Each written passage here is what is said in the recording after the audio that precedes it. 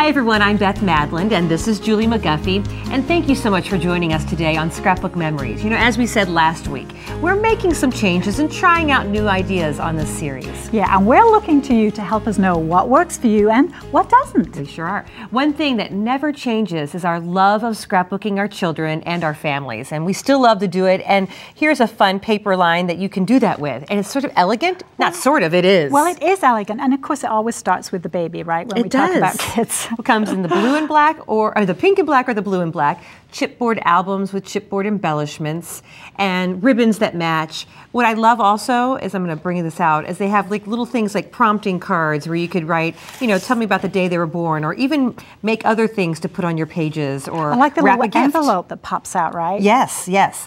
And obviously come the same things with the boys too. We don't leave the boys out. Boys and girls. Well, of course we have to have boys and we have to have girls. It makes the world go around, right? It does. Okay. But you know what? What little girl wouldn't love to be a princess? And I love this paper collection. And this is so my daughter right now. It is so, can you imagine a little girl's tea party?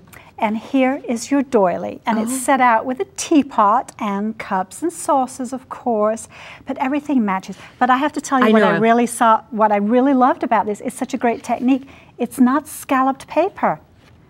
It's paper, and there's all these circles around the outside. Just punched them out. You just punch them out, and so with any kind of coordinating paper, you can make your own little doilies. I just think that's absolutely adorable. It is so sweet. And speaking of adorable, of course, we love these little guys here. Our kids are growing up with them. What kids don't love stickers? Right. And then, you know, the older set, they want to do some stickers too. They just don't want to tell you about it. Yeah, that's right. So have some of these on hand as well. Bling, you know, peace signs, you name it. They're better than tattoos, right?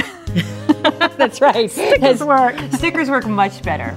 And here's what's in store today. First, Julie and I have a perfect baby calendar. Not only is it adorable, but it's very easy, and it has some cards to match. Then Juliana Hudgens is back with some great ideas for scrapbooking for kids. Last up, artist Julie Faye Fanbalzer introduces us to some clear embossing techniques. And we'll end the show with another of Julie's fabulous finds. So Beth and I just need a minute to get set up, and we'll be right back with our first project. We are certainly celebrating babies today. And you know, one thing that's interesting about the baby's first year, it goes by so fast. Yes. And you don't have a lot of time to maybe scrapbook every day. Right, but it's important to keep up, because you always want to know, you know, when did baby have its first bath and go on its first outing? It's important things. You remember those, right? I do. And one thing you can do is use stickers to create a really gorgeous, gorgeous calendar. Because it makes it quick. Right. And everything's done for you. So baby's first year, and look at that, stickers, stickers, all these things are stickers. Just to make it very, very easy. And you know, the thing I like about this particular calendar is because there are no months on it. So for example, if baby is born in May, you start with the month of May. Bright idea. There we go. Okay, let's do some of these, all right, let's add some. Okay, so this is the calendar, and then you'd probably do a scrapbook page, basically, for the front cover. And so let's open it up, and then the blank side, this is where you'd put your first photographs or scrapbook page, okay? But we're going to concentrate on this part of the calendar. And now our baby, let's do March. Okay. Okay. March was a good month for my babies. March was a good month. And let me get that sticker off right here, because like I say, you have all these different choices. So we'll put that right in there. And then, of course, the 1st of March is on a Monday. I know it's this year, but we'll take off, you know what, let me get this little knife here. And we'll take off the number 1. Right. And you're using a little craft knife to get the little edge up. Right, just to get that little edge. You know what, Beth, I'm going to, there we go. I got it. See, there we go. And we will put that right in the top corner. And then, of course, you'd add all your other numbers throughout the rest of the month. Stickers are just so easy. They are, and they make it very, very quick. Okay, this is really fun because, you know, these are little stickers that say 5 weeks old, 6 weeks old. The things that you want to do the first time the baby was spoon-fed, rolls over from front to back. Right, exactly. And then there's also the same kind of thing, but they're in pictures. Okay, first bath. Let's take this one off. I like ducks. And it's also nice because you don't have to remember which things to chronicle. It's all there for you. It's telling you. It's prompting you. It's kind of a reminder because, believe it or not, you do forget. So baby had its first bath on the 7th of March. How about that? And you can also have room in here to write little notes too. Exactly. And then, of course, there's all these other little sayings. First haircut. That's going to be, well, depending on the child. Right. That could be like a week later, Yeah. or it could be like a whole year later. Exactly. And this could be for the front, baby's first years too. That would go on the front of it, right? And that's part of your scrapbook page. And then there's all these other little things here. We've got some quotes. Everything that you would need to put on a calendar to journal the first year of your baby's life. There's a sticker saying for it. As I said, it makes it so much easier. Let's take another look at some more finished page here. We did that one. Let's come up here.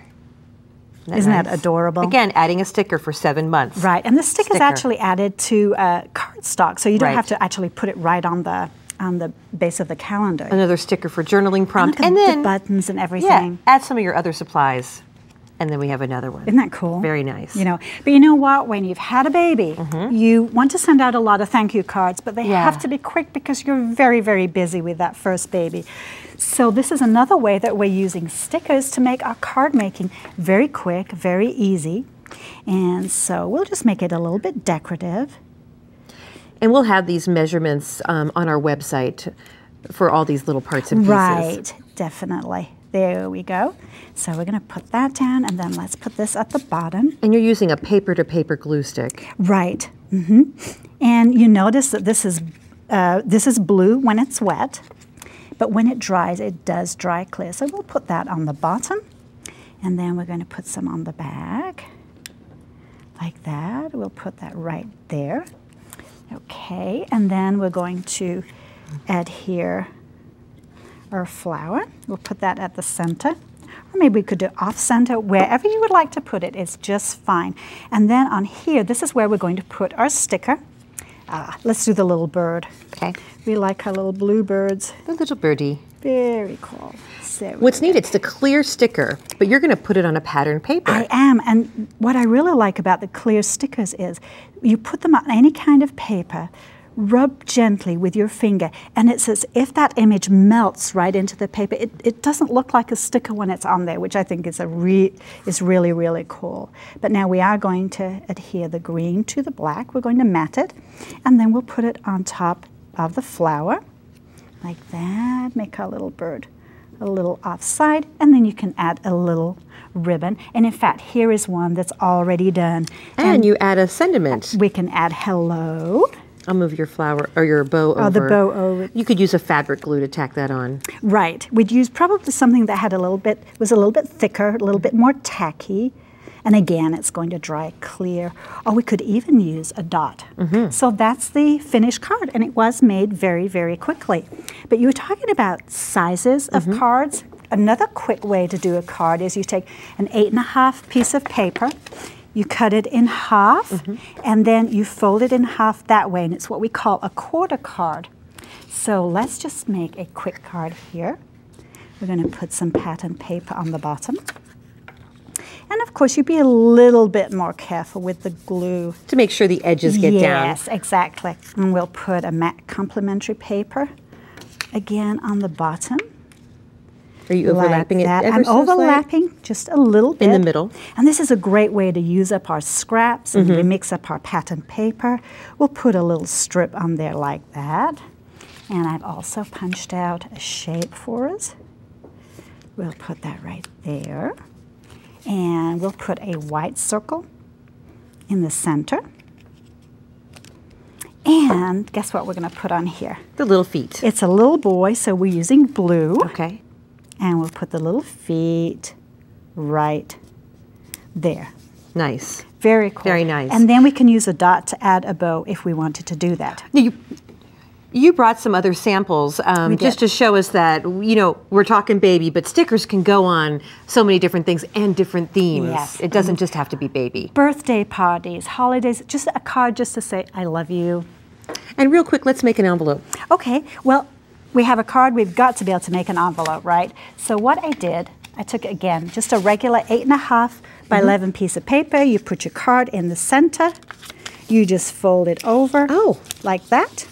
And use it as a guide, the card Use as it a guide. as a guide, fold that down. And you do it a little bit nicer than I just did right now. Put the address on the front, a stamp, and off we go. Thank you, Julie. You're welcome.